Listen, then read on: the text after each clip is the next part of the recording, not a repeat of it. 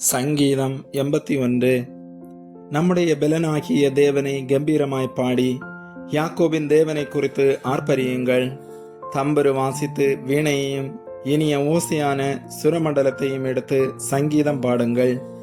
மாத பிறப்பிலும் நியமித்த காலத்திலும் நம்முடைய பண்டிகை நாட்களிலும் எக்காலம் ஊதுங்கள். இது இஸ்ரவேலுக்கு பிரமாணமும் யாக்கோபின் தேவன் விதித்த நியாயமுமாயிருக்கிறது. நாம் அறியாத பாசையை கேட்ட எகிப்து தேசத்தை விட்டு புறப்படுகையில் இதை யோசேப்பிலே சாட்சியாக ஏற்படுத்தினார். அவன் தோளை சுமைக்கு விலக்கினேன், அவன் கைகள் கூடைக்கு நீங்களாக்கப்பட்டது. நெருக்கத்திலே நீ கூப்பிட்டாய், நான் உன்னை தப்புவித்தேன். இடி முழக்கம் உண்டாகும் மறைவிடத்திலிருந்து உனக்கு உத்தரவு அருளினேன்.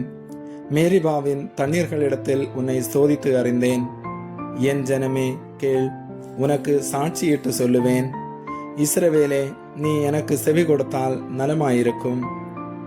உனக்குள் வேறு தேவன் உண்டாயிருக்க வேண்டாம். அந்நிய தேவனை நீ நமஸ்கரிக்கவும் வேண்டாம். உன்னை எகிப்து தேசத்திலிருந்து புறப்பட பண்ணின உன் தேவனாகிய கர்த்தர் நானே.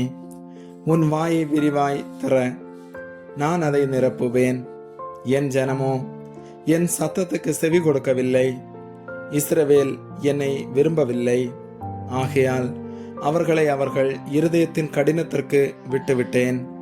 தங்கள் யோசனைகளின்படியே நடந்தார்கள். என் ஜனம் எனக்கு செவி கொடுத்து இஸ்ரவேல் என் வழிகளில் நடந்தால் நலமாயிருக்கும். நான் சீக்கிரத்தில் அவர்கள் எதிராளிகளை தாழ்த்தி என் கையை அவர்கள் சத்துருக்களுக்கு விரோதமாக திருப்புவேன். அப்பொழுது கர்த்தரை பகைக்கிறவர்கள் அவருக்கு இச்சகம் பேசி அடங்குவார்கள். அவர்களுடைய காலம் என்னென்றைக்கும் இருக்கும். உச்சிதமான கோதுமையினால் அவர்களை போஷிப்பார். கண்மலையின் தேனினால் உன்னை திருப்தியாக்குவேன். ஆமேன்.